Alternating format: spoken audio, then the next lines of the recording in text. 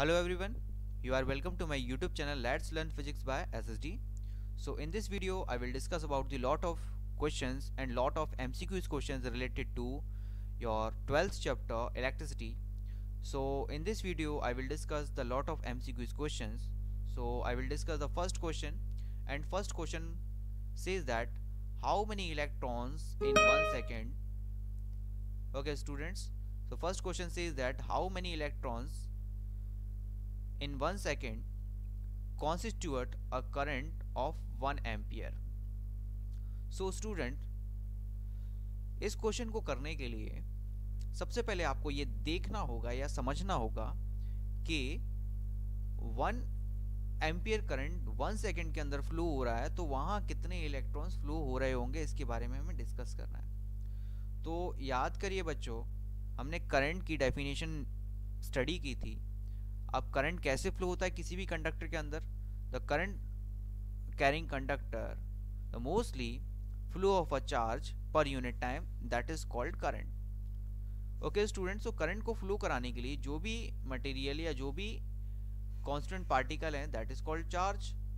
अब charge mostly कहाँ flow होगा? किसी पर्टिकुलर कंडक्टर के अंदर फ्लो होगा। तो यहाँ पर मैंने एक कंडक्टर ड्रॉ कर दिया है। अब कंडक्टर के अंदर चार्ज कैरिंग जो कैरियर्स होते हैं, that is called electrons, and electrons एक पॉइंट से दूसरी पॉइंट जा रहे हैं और ट्रैवल कर रहे हैं। अगर इलेक्ट्रॉन्स एक पॉइंट से दूसरे पॉइंट तक ट्रैवल कर रहे हैं तो definitely okay they are taking some time, they will take some time. Okay, so it means that सिर्फ एक इलेक्ट्रॉन की वजह से तो पूरे कंडक्टर के अंदर करंट फ्लो नहीं हो रहा होगा। तो यहाँ पर करंट को फ्लो कराने के लिए इक्वेशन बनती है I is equals to Q upon T, where I is current।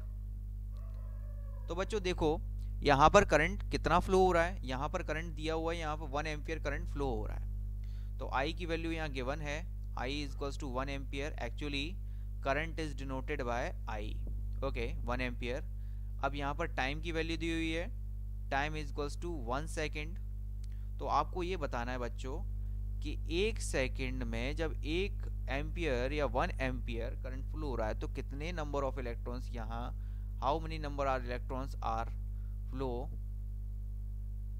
In a particular conductor.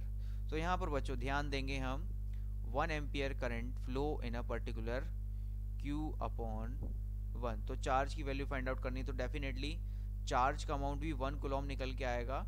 तो Q इक्वल्स टू कितना निकल आया बच्चों? 1 कूलम निकल के आया, क्योंकि ये 1 इसके साथ मल्टीप्लाई हो तो Q इक्वल्स टू 1 इंटू 1 आएगा, यानी कि Q इक्वल्स टू 1 कूलम। इसे सी से नोट करते हैं।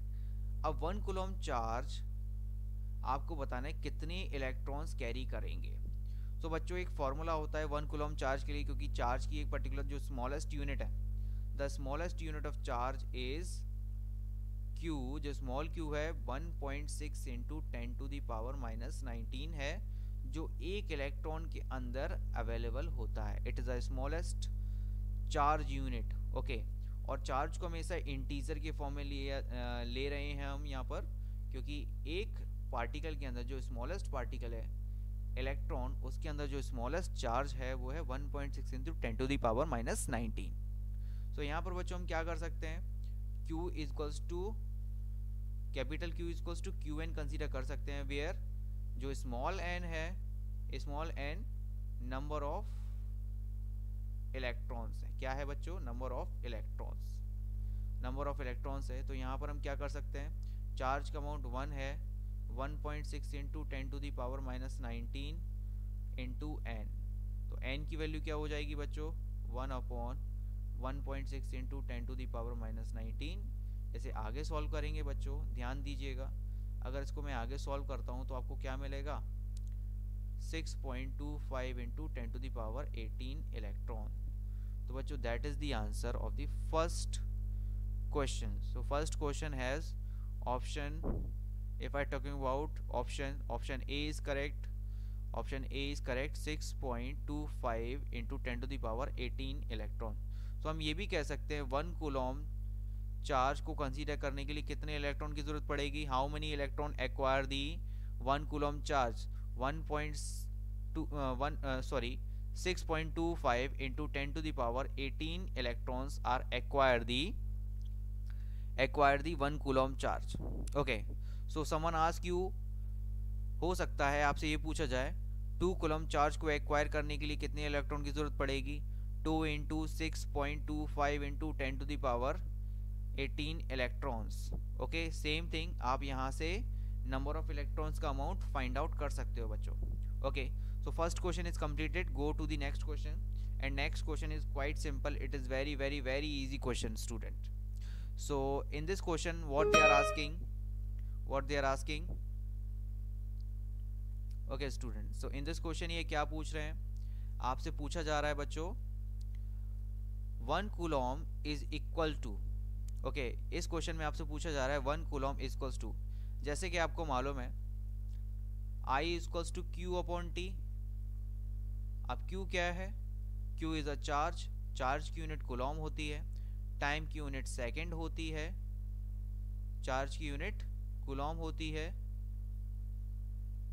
टाइम की यूनिट सेकंड होती है, और करंट की यूनिट एम्पियर होती है. ठीक है बच्चों, तो अपने को क्या चाहिए? We required the coulomb. So we can say that 1 coulomb is equals to, means charge is equals to Q is equals to I into T when T go to the cross multiplication. तो मुझे 1 coulomb चाहिए, तो 1 coulomb चाहिए, अगर मुझे चाहिए तो definitely मैं क्या करूँगा? यहाँ पे क्या करूँगा? यहाँ पर मुझे I की वैल्यू मुझे 1 कंसीडर करनी पड़ेगी, 1 एम्पियर. अब 1 एम्पियर में ऐसा क्या मल्टीप्लाई करूंगा? टाइम की वैल्यू क्या मल्टीप्लाई करूंगा? जो मुझे इन दोनों का मल्टीप्लिकेशन 1 कूलम के इक्वल दे दी जाए. तो 1 coulomb is equals to 1 ampere into 1 second, तो मुझे क्या मिल जाएगा बच्चों? 1 coulomb. That is the answer. So we can say that first option is correct answer, remaining is wrong. Okay, move to the next question students. Okay, when a body is negatively charged by a friction, it means that, इसका मतलब क्या हुआ बच्चों?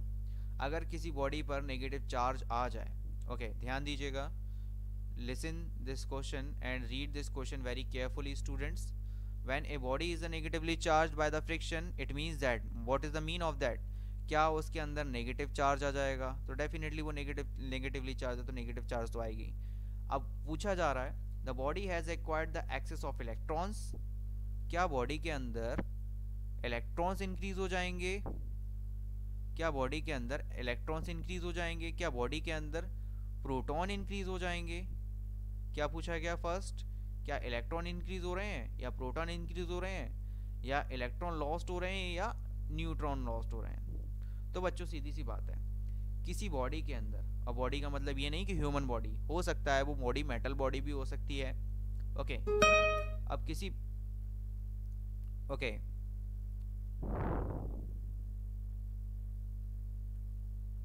Okay, so student, in this question we will discuss about the body has acquired the negatively charged. तो negatively charge किसकी वजह से आता है बच्चों? negatively charged electrons की वजह से आता है, due to the electron, due to the electrons. अगर किसी बॉडी के अंदर या ऑब्जेक्ट के अंदर नेगेटिव चार्ज इंक्रीज हो रहा है तो वो इलेक्ट्रॉन्स की वजह से, क्योंकि उसके अंदर नंबर ऑफ इलेक्ट्रॉन्स एक्वायर्ड हो रहे हैं. अगर किसी बॉडी के अंदर प्रोटॉन एक्वायर्ड हो जाते हैं, प्रोटॉन एक्वायर्ड हो जाते हैं, तो बॉडी बिकम्स पॉजिटिव चार्ज. ये एक्स्ट्रा में क्वेश्चन है. अगर कोई बॉडी इलेक्ट्रॉन लॉस्ट करती है तो इट बिकम पॉजिटिव चार्ज. ध्यान दीजिएगा. Okay, the body has lost some charge, तो इसका उसके चार्ज के ऊपर, बॉडी के चार्ज के ऊपर कोई भी फर्क नहीं पड़ेगा, कोई भी इफेक्ट नहीं आएगा, क्योंकि न्यूट्रॉन के ऊपर जो चार्ज होता है जीरो होता है, जीरो चार्ज होता है. तो कोई मतलब नहीं बनता कि अगर बॉडी न्यूट्रॉन को लॉस्ट करती है, गेन करती है, उसके चार्ज के ऊपर या उसकी पॉजिटिविटी और नेगेटिविटी के ऊपर फर्क नहीं पड़ेगा. उसकी पॉजिटिविटी और नेगेटिविटी के ऊपर जो फर्क पड़ेगा वो इलेक्ट्रॉन्स के आने से या इलेक्ट्रॉन के जाने से ही पड़ेगा, क्योंकि प्रोटॉन तो न्यूक्लियस के अंदर रहता है तो वो मूव नहीं कर सकता। मोस्टली जो मूवमेंट होती है इलेक्ट्रॉन की होती है किसी भी बॉडी के अंदर। ओके स्टूडेंट्स, तो ये इसका option A is correct answer. Next move to next question. What they are asking, a suitable unit for expressing the strength of electric field.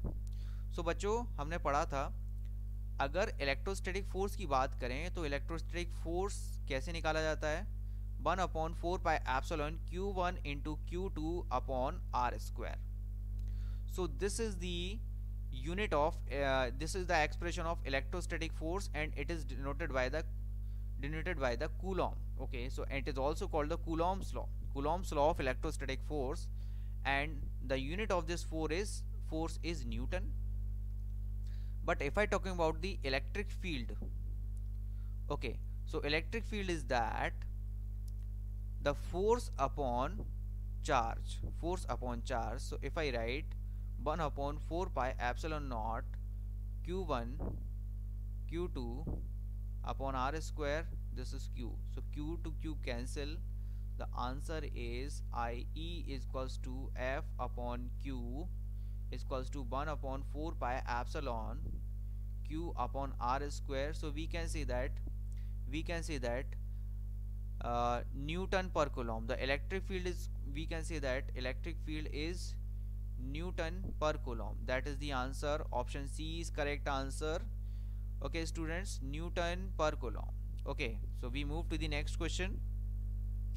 Okay, 1 ampere is equals to, it is very good question, very simple question. It is also, अगर मैं अपनी language में कहूँ, that is very halwa question.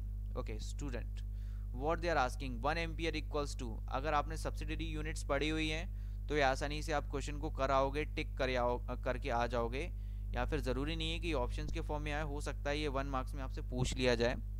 Okay students, तो यहाँ देखते हैं क्या किया जाता है। तो यहाँ पे दिया हुआ है आपको फर्स्ट वन दिया हुआ है यहाँ पे। वैसे तो इसका आंसर फर्स्ट है, लेकिन हम डी से चेक करते हैं, डी वाला क्या है, 10 मिली एम्पियर। अब बच्चों मिली का मतलब क्या होता है, मिली का मतलब होता है 10 टू द पावर -3। तो 10 into 10 to the power -3 ampere, इसको सॉल्व कर लेते हैं तो 10 टू द पावर -2 एम्पियर निकल के आएगा। तो कैसे भी 1 एम्पियर नहीं है, तो ये ऑप्शन तो गलत हो गया बच्चों, डी वाला ऑप्शन गलत हो गया। Next we move to the next, B option पे जाते हैं। तो बी ऑप्शन देखते हैं, 10 to the power -6 into milli ampere. तो मिली कितना है, मिली जानते ही हो, 10 to the power -6 into 10 to the power -3। अब इनको मल्टीप्लाई करते हैं, जैसे कि हम जानते हैं, as you know that when you multiplied when the base are multiplied then powers will be add +-3 क्या निकल के आ जाएगा, 10 to the power -6 -3, answer is 10 to the power -9 ampere. And 10 to the power -9 anyhow condition 1 ampere तो हो ही नहीं सकता, and 1 ampere तो नहीं बोलेंगे बच्चों इसको, इससे हम क्या बोल सकते हैं, 1 नैनो एम्पियर जरूर बोल सकते हैं, 1 नैनो एम्पियर, ठीक है, क्योंकि 10 टू दी पावर -9 है। हाँ, ये टाटा नैनो वाला वर्ड नैनो है, इसका मतलब ये नहीं कि वो 10 टू दी पावर -9 मीटर छोटी है। क्लियर बच्चों, नेक्स्ट वन। अब ऑप्शन बी भी रॉन्ग हो गया, ऑप्शन सी की तरफ जाते हैं। क्या बात है, हम पहले डी के ऊपर गए, दिल्ली, फिर बॉम्बे, फिर सी से क्या हो जाएगा, चंडीगढ़। चलो ठीक है, चंडीगढ़ चलते हैं। ओके, तो यहाँ पर बच्चों देखिए 10 टू दी पावर -3 है मिली एम्पियर बच्चों, 10 to the power -3 into milli का मतलब same thing, 10 to the power -3 again it will be a -6 ampere बच्चों। तो 10 to the power -6 ampere we can see that 1 micro ampere, it is also a wrong option। Question तो wrong नहीं, question तो सही है। चलिए next one, option A, we move to the question number option number A। So option number A is 10 to the power 6 into micro ampere बच्चों। Micro का मतलब यहाँ पर मैं बता देता हूँ, माइक्रो का मतलब होता है 10 टू द पावर -6।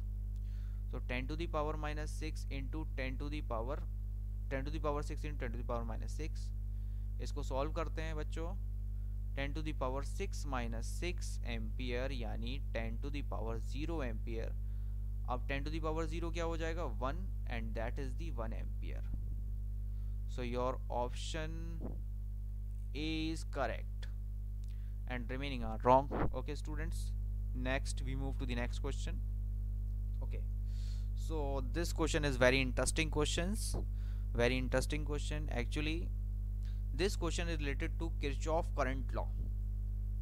So थोड़ा सा ये एडवांस क्वेश्चन है, बट इसे हम कर सकते हैं, बहुत इजी है। इसका कॉन्सेप्ट मैं समझा देता हूँ बच्चों किस तरीके से क्वेश्चन होगा। तो आपसे पूछा क्या गया है यहाँ पर, इस क्वेश्चन के अंदर आपसे पूछा गया है कि figure shows a current in a part electrical circuit then the value of current is. आपको यहाँ पर बताना है इस करंट की वैल्यू क्या होगी, जो मैंने यहाँ पर इन सर्कल किया हुआ है, अंडरलाइन किया हुआ है बच्चों।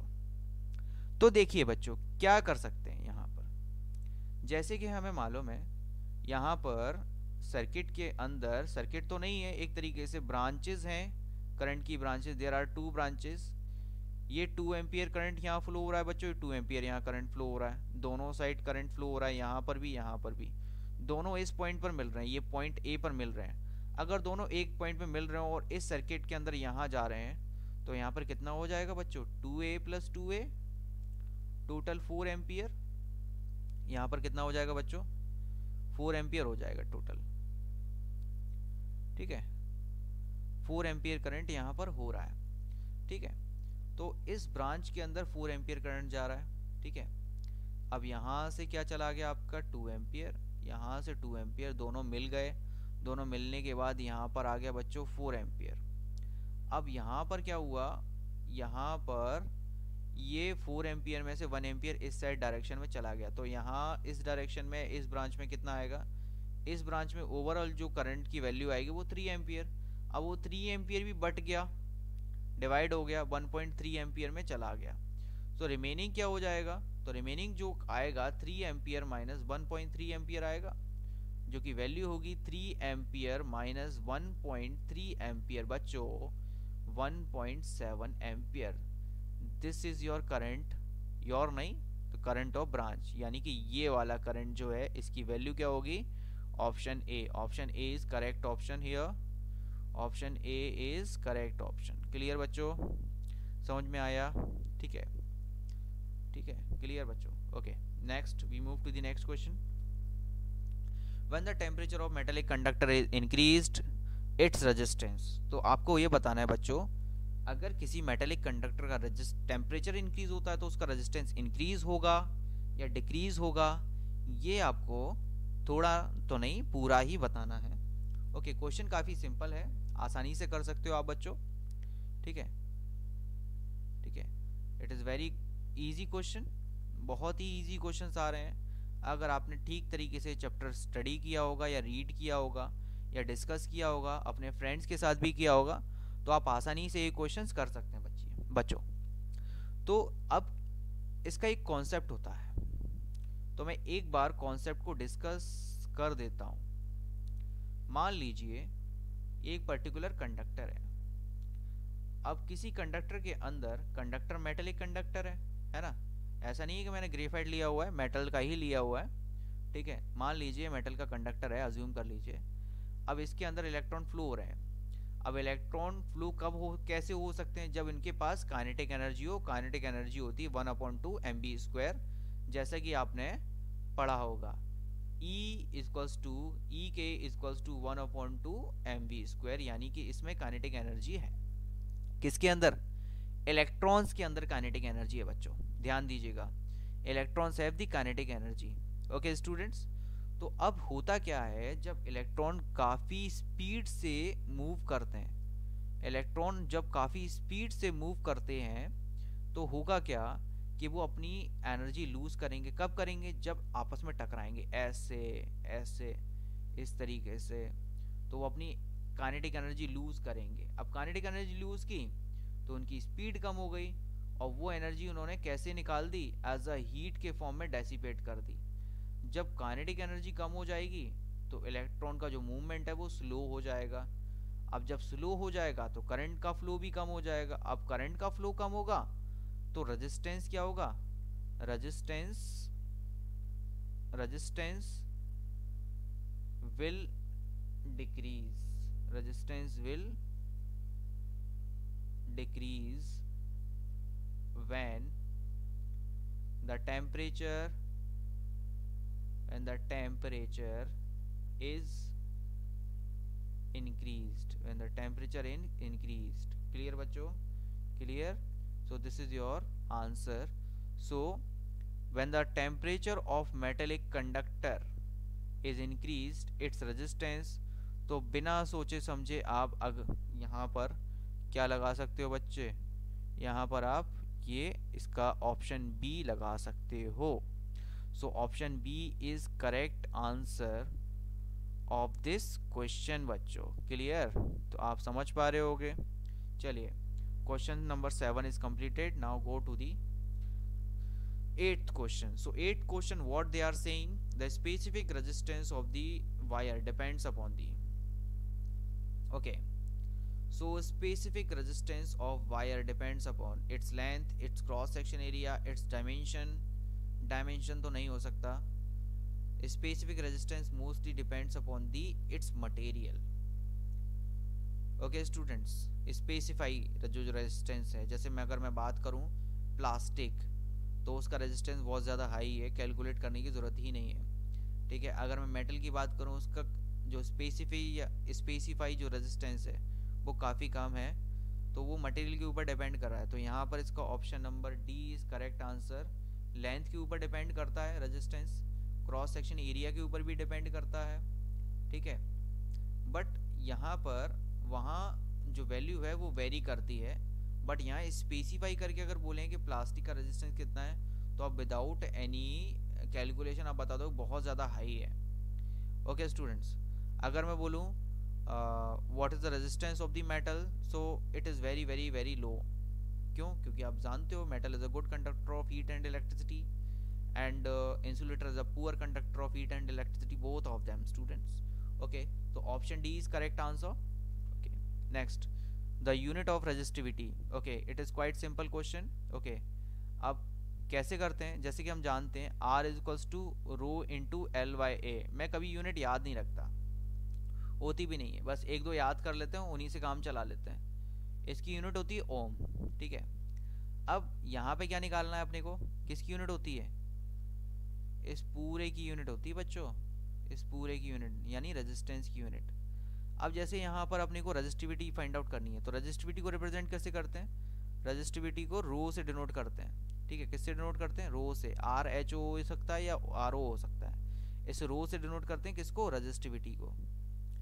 रेजिस्टिविटी एक पर्टिकुलर मटेरियल की नेचर के ऊपर डिपेंड करता है. ठीक है बच्चों. तो इसको सॉल्व करते हैं. कैसे निकालते हैं इसकी यूनिट? जैसे मैं क्या करूँ, rho is equals to R into A कर दूं अपॉन एल कर दूं.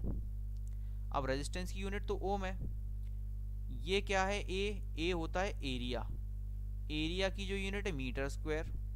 लेंथ की यूनिट मीटर है. मीटर स्क्वायर से 1 मीटर कट गया, बचा क्या बच्चों? Rho into R into A. Rho is equals to R into A upon L, और यूनिट आएगी ओम मीटर. तो हम बोल सकते हैं ओम मीटर इसकी यूनिट है बच्चों. So your option number B is correct answer.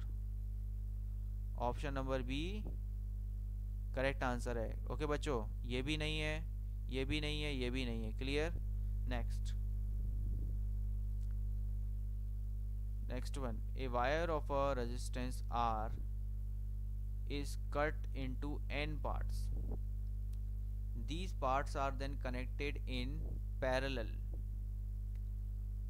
The equivalent resistance of combination will be. It is very good question. बहुत क्वेश्चन अच्छा क्वेश्चन है. ओके, तो एक वायर है, वायर का नाम है क्या? आर वायर है. ठीक है. कौन सा वायर है? आर वायर है. अब इसके छोटे छोटे पीस कर दिए बच्चों. कितने पीस कर दिए? एन पीस कर दिए, है ना. कितने पीस कर दिए? N piece. N n n n n n n n n piece कर दिए. ठीक है बच्चों. The parts are connected in parallel. अब ये सारे के सारे पार्ट पैरेलल में कनेक्ट कर दिए. ठीक है. किस में कनेक्ट कर दिए बच्चों? पैरेलल में कनेक्ट कर दिए. तो आपको ये बताना है यहाँ पे द इक्विवेलेंट रेजिस्टेंस, यहाँ पर आपको इक्विवेलेंट रेजिस्टेंस फाइंड आउट करना है, तो इक्विवेलेंट रेजिस्टेंस हम फाइंड आउट करेंगे बच्चों, वैल्यू क्या निकल के आएगी। यहाँ पर हम क्या करें, एन पार्ट कर दिए हैं, तो यहाँ पर कह सकते हैं रेजिस्टेंस की वैल्यू आर अपॉन एन आ जाएगी।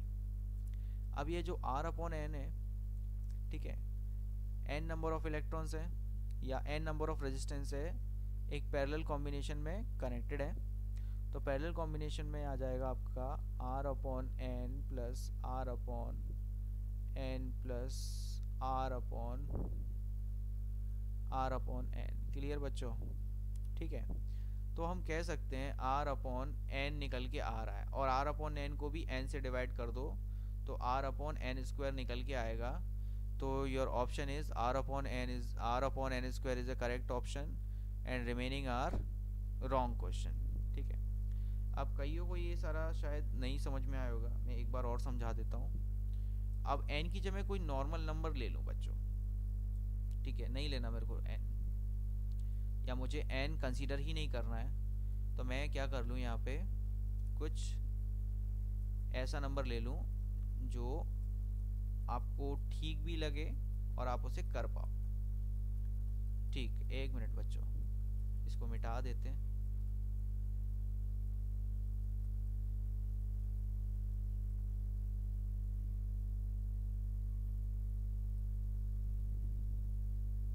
चलिए,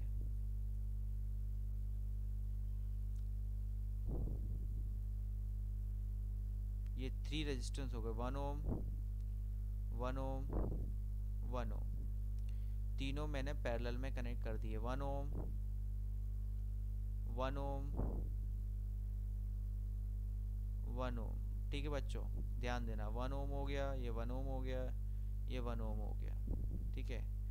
1 ओम कितने हैं बच्चों, 3 हैं। How many numbers of electron, 3, तो 1/3 ओम आ गया। तो सेम थिंग यही करना है अपने को, जितने नंबर ऑफ इलेक्ट्रॉन्स हो उसने डिवाइड दे देंगे, आपको आंसर मिल जाएगा और आपका ऑप्शन करेक्ट हो जाएगा, ठीक है। सेम क्वेश्चन है, 2 बार रिपीट हो गया है, okay. The piece of wire of resistance W 4W, actually ये थोड़ा सा गलत है, थोड़ा सा गलत हो गया, मिस टाइप है, टाइपो है। तो 4W की जगह यहाँ पे बच्चों 4 ओम है, और ये 1W की जगह 1 ओम है, 5W की जगह 5 ओम, 2W की जगह 2 ओम, 8W की रिप्लेस पर 8 ओम है। चलिए क्वेश्चन समझते हैं। The piece of wire of resistance 4 ohm bend through a 180 degree, okay, went through a 180 degree at the midpoint and two halves are twisted together, और उसे ट्विस्टेड कर दिया गया है, okay okay. Then resistance is, आपको ये बताना है कि उसका रेजिस्टेंस कितना होगा बच्चों, ध्यान देना है, उसका रेजिस्टेंस आपको बताना है, उसका रेजिस्टेंस कितना होगा बच्चों, ओके। ट्विस्ट कर दिया गया है, क्लियर। तो देखिए,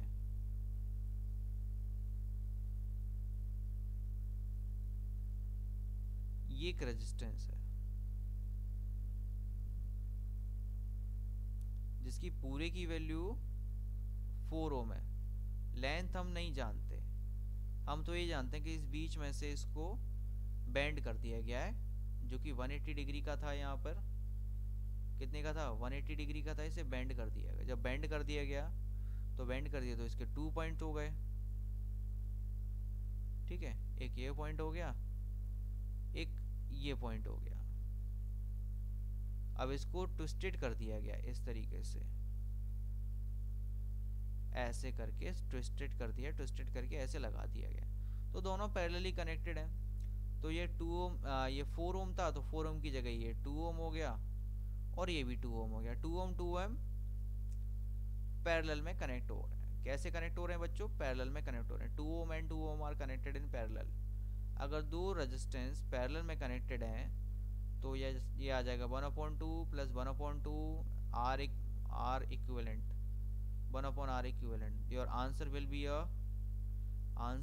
a 1/r equivalent is equals to 1, then R equivalent is equals to 1 ohm. So your answer is option A is the correct option.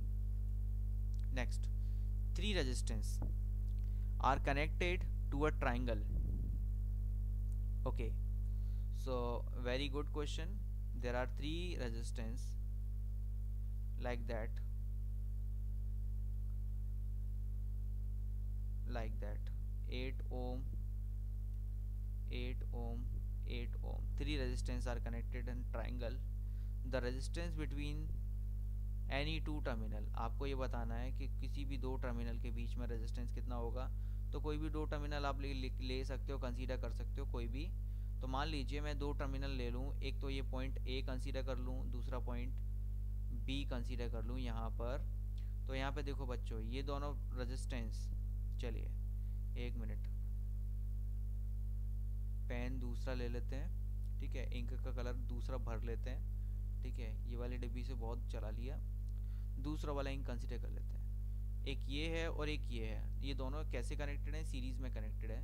तो इस सर्किट को थोड़ा सा बनाते हैं, दोबारा से रीअरेंज करते हैं। ये 8 ओम हो गया बच्चों, ये भी 8 ओम हो गया, दोनों यहाँ पर 8 ओम है, और यहाँ पे अगेन यहाँ पर 8 ओम है बच्चों, ध्यान दीजिएगा, 8 ओम 8 ओम, ये दोनों सीरीज में है, तो ये कितने हो जाएंगे, अगर इसको इक्विवेलेंट करता हूँ तो ये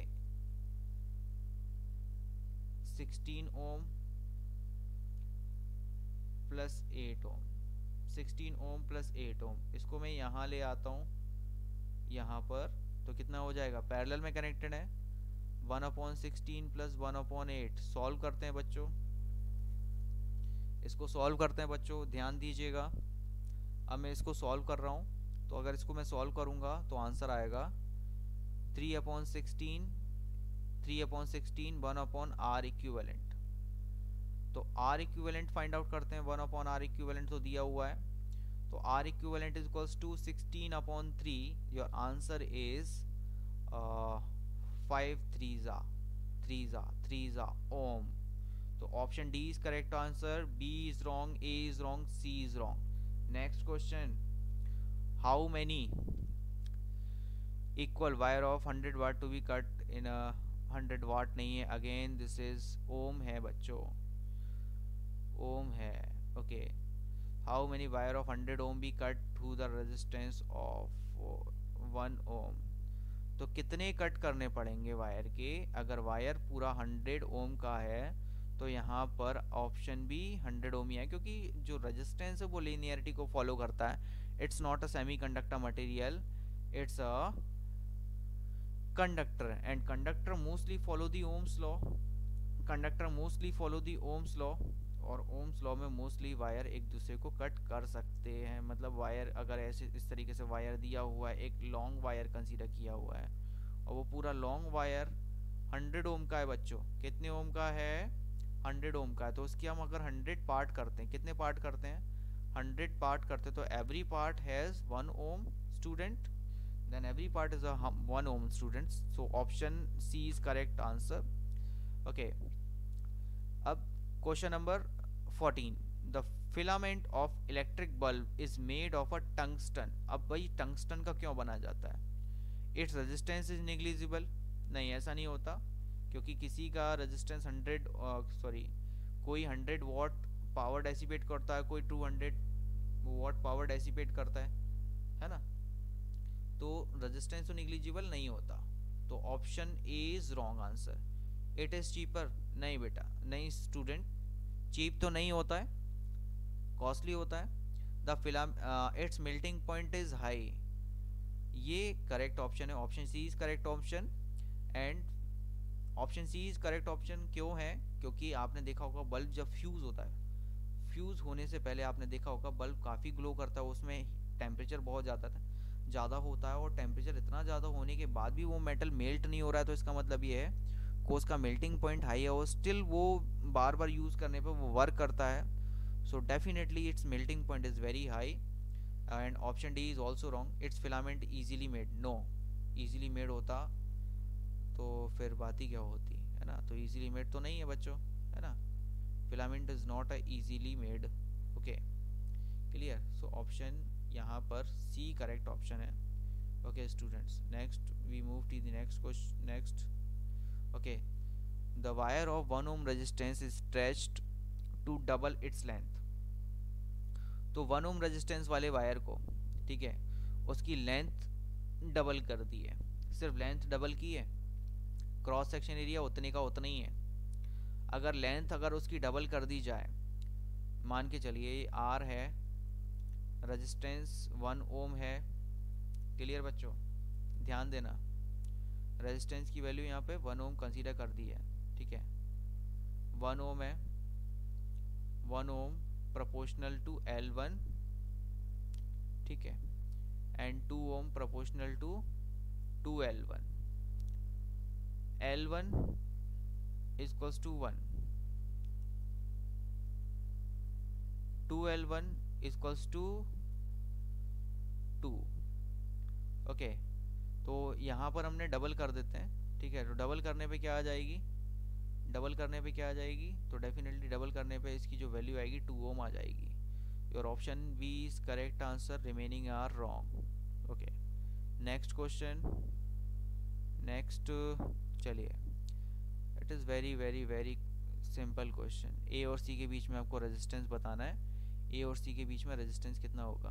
ओके, यहाँ पर यानी इस पॉइंट से लेके इस पॉइंट तक आपको रेजिस्टेंस की वैल्यू फाइंड आउट करनी है। In a given circuit the effective resistance between the point A and C will be. चलिए बच्चों, करते हैं इसको ध्यान से। ये दोनों resistance R and resistance this R is a series, क्योंकि करंट ऐसे भी जाएगा तो सीरीज में से होके जाएगा। और दूसरा यहाँ पर भी आप देख सकते हैं बच्चों, ए से ए बी सी, अगर circuit current A B C से फ्लो हो रहा है तो यहाँ भी सीरीज में है, तो हमारे पास दो सीरीज आ गई हैं। एक ऊपर वाली सीरीज पॉइंट ए से लेके ये पॉइंट डी हो गया, और डी से लेके ये पॉइंट सी हो गया बच्चों।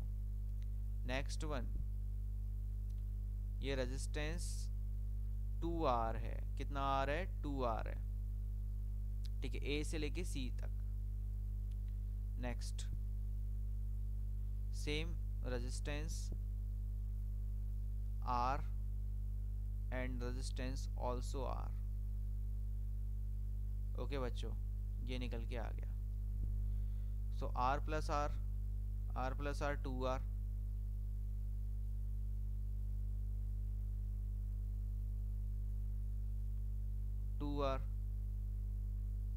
R plus R again 2R, R plus R again 2R. So how many 2 are there? There are 3 2R's are there. And अगर हम इक्विवेलेंट रेजिस्टेंस की बात करें या इक्विवेलेंट रेजिस्टेंस को मैं डिस्कस करूं तो क्या निकल के आएगा बच्चों, इसे मिटा देते हैं पहले। ओके, तो अगर मैं इक्विवेलेंट रेजिस्टेंस की बात करूं यहाँ पे, तो इक्विवेलेंट रेजिस्टेंस क्या निकल के आएगा ये देखते हैं। चलिए सॉल्व करते हैं इसको। इक्विवेलेंट रेजिस्टेंस क्या निकल के आएगा, 1 upon R equivalent equals to 1 upon 2R plus 1 upon 2R plus 1 upon 2R। इसे सॉल्व करेंगे, 1 upon R equivalent equals to 3 upon 2R। So R equivalent equals to 2R upon 3, that is the answer, 2R upon 3। So 2R upon 3 is option C is correct answer.